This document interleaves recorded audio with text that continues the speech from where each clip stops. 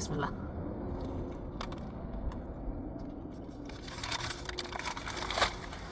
আসসালামু আলাইকুম, কী অবস্থা সবার? আশা করি সবাই ভালো আছেন। আজকে হচ্ছে কাস্টমারের বাড়ি গেছি, তো ওর ফ্ল্যাট নাম্বার হচ্ছে 10, আর তার নিচের তলায় আরেকটা কাস্টমার, মানে কাস্টমার না, আরেকটা সাধারণ লোক আর কি। আমি যখন ওইখান থেকে যাইতেছি, পরবর্তীতে আমার এই ব্যাগ ভর্তি অনেকগুলো খাবার দিছে। এই দেখেন, এই ব্যাগ ভর্তি খাবারটা দিছে। ও হচ্ছে রিয়াদ আছে এখন, এখান থেকে ও যাবে আর কি দাম্মাম না, যেটা যেন বললো আমাকে যে দাবি জায়গা চলে যাবে।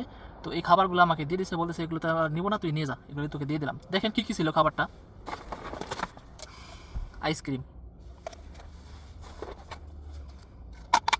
এটা হলো হুমুস।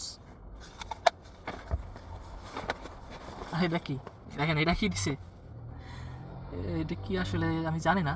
এটা হচ্ছে মনে হয় চকলেট, ওই যে রুটির উপরে দেওয়া হয়তো খাই। আর আছে কি,